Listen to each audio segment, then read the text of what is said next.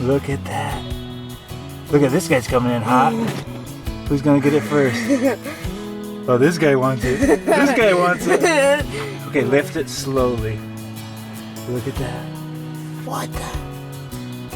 Look at all the perch on that screen. Oh. Okay, get ready, get ready. Okay, hit him. Go, go. Nice. Can I get the next one, please? That was awesome. Yeah, we got another one.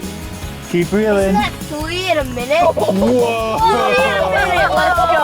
Whoa. We got 3 in a minute. Alright, take them off on Crash. Look at the size of that perch, guys. Alright, We're gonna have dinner. We're gonna have big dinner. Big dinner tonight.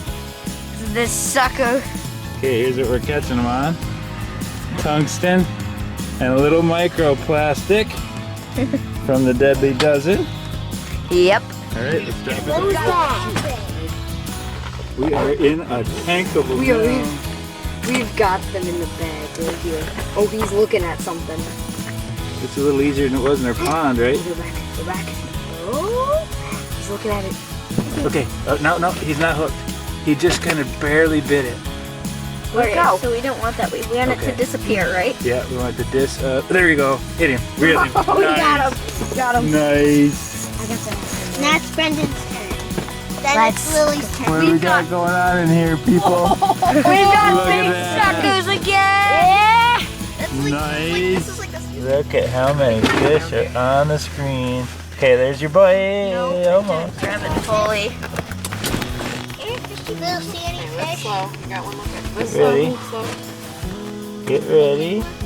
Oh, they're pecking around here. Lily. There you go. There you go. That was it. Did you see that nibble? Yeah, no, It's that just. wasn't. So now we're using the Garmin.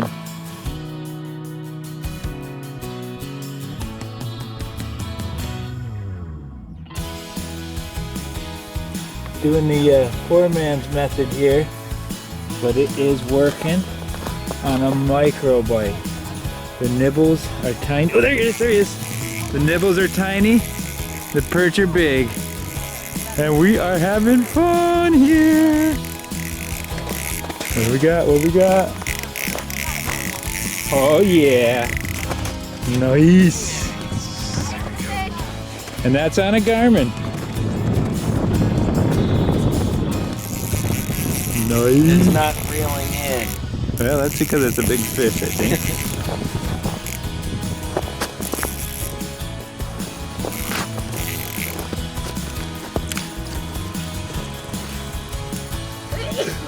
Somebody want to help here? He's got a big Oh, What happened? I think it came off. I've got one hand and I can't untangle that. Okay, I did not know what you needed.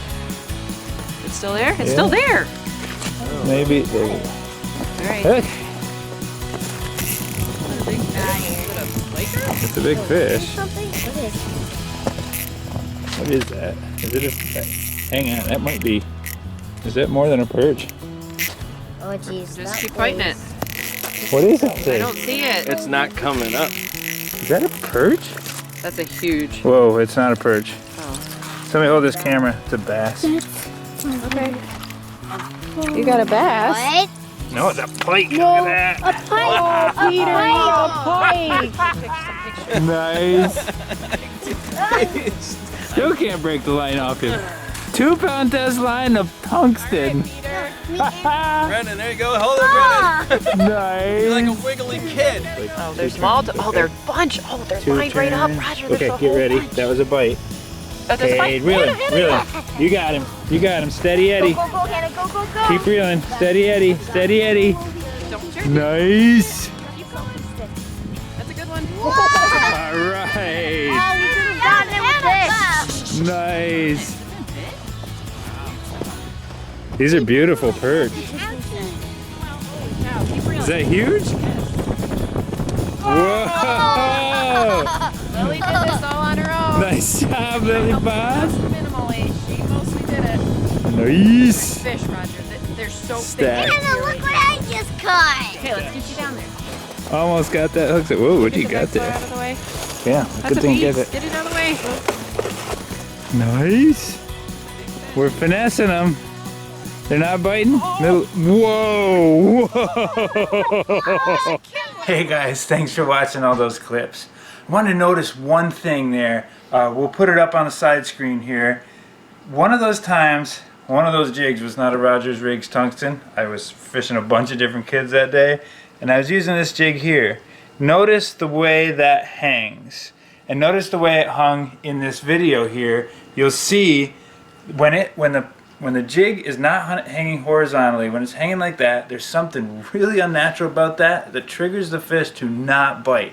You've seen it here, I've read about it in articles and everything, and I've never seen it as clearly as that.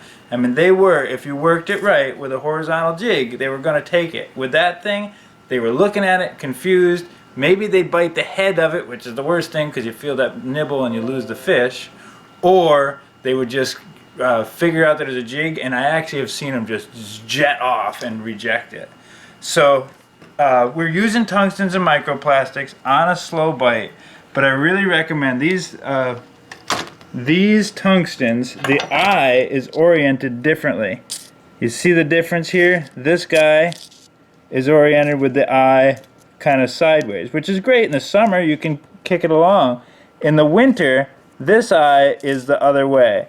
Makes it so when you thread and tie your hook on, your knot is not going to slip up like this one is and tie it in the wrong spot and be located in the wrong spot. It's always going to have it so that the fish is looking at it in a nice horizontal look.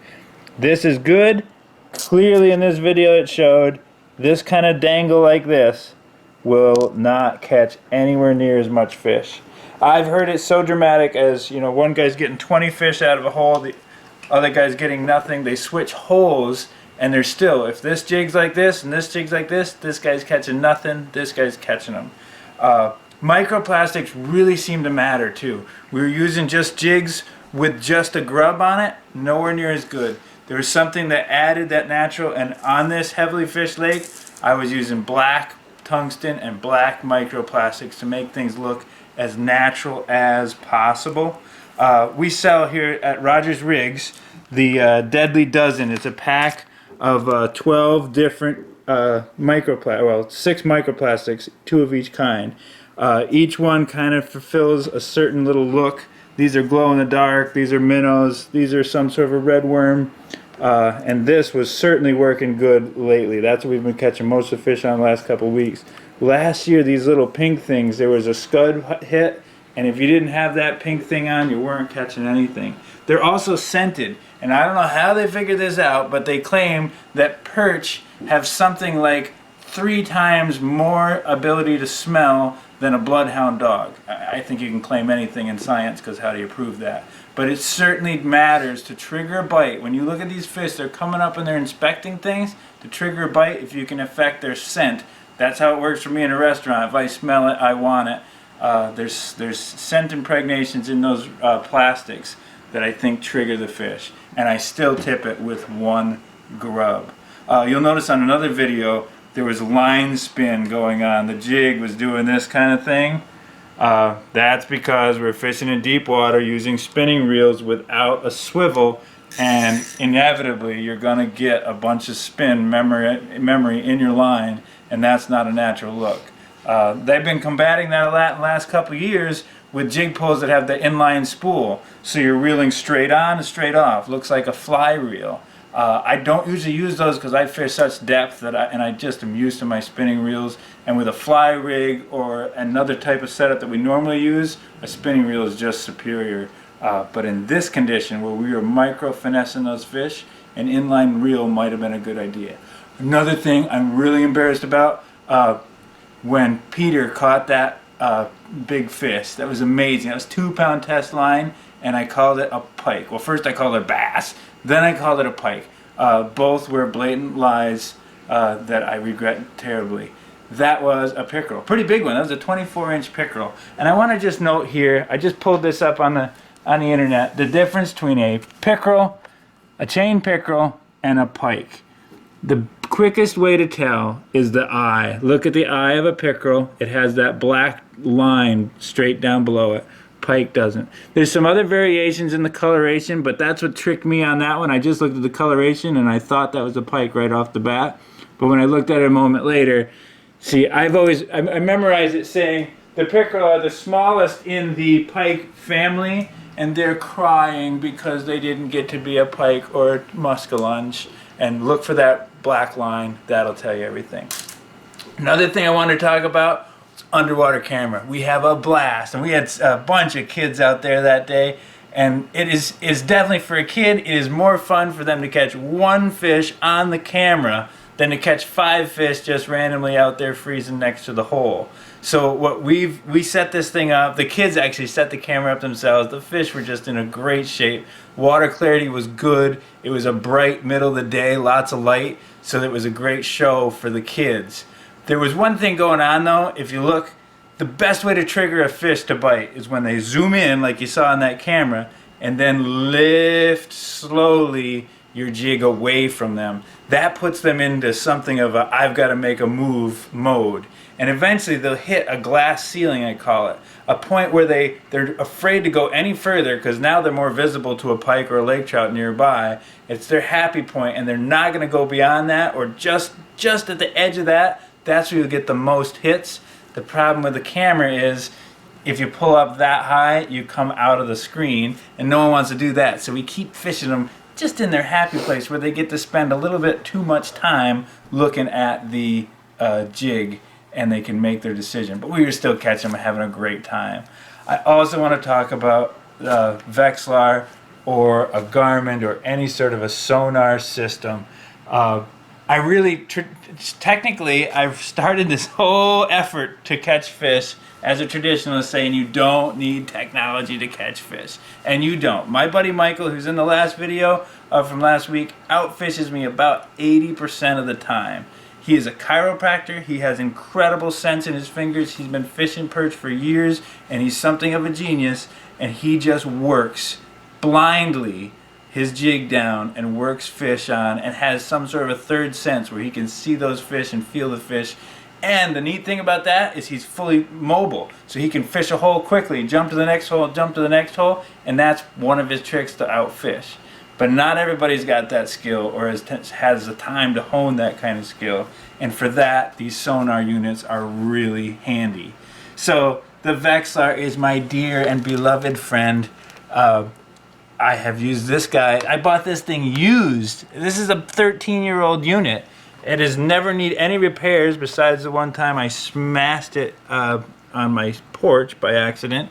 But the unit itself works phenomenally well. You cannot get better information than what the Vexilar unit can tell. This is a FL-20. I'll put links to all these units in the comment line below.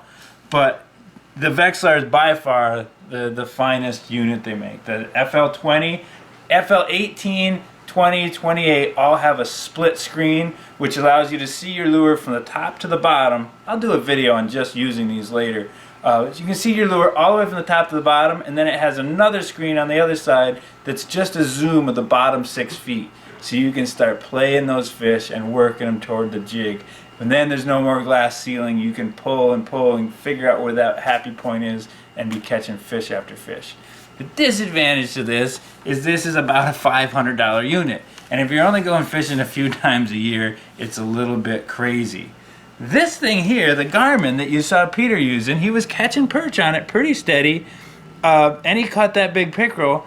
And this unit here, with the whole bag and the contraption and everything, is about $179. I'll put that down in the link below too. It comes with a transducer that can mount onto your boat. This can read a flasher look just like what the Vexilar shows, or it could read a traditional sonar, just like, you know, with the arches, just like you would normally read in your boat. We used this last fall for lake trout off the side of a rowboat. I just used a clamp on this on the side of the rowboat, and we were finding lakers with this. Then once we skimmed over them, we switched over to the ice fishing mode and started vertical jigging Swedish pimples on this lake trout. It was really fun. So for $179, I would say this thing is a really good option. It's even got a GPS unit in it so you can actually track your courses and locate your spots on a lake, and you can go back to them. It's pretty snazzy little device. So I'd like to cover, that pretty much covers what I wanted to tell you. I really thank you very much for watching these videos that we're making, and good luck out there. If you have any questions, don't hesitate to send me an email. Check out our website at rogersrigs.com. You'll see all of our fishing lures and more of our videos. Also, please like and subscribe and share this video and any others that interest you back at Rogers Rigs. Thanks a lot.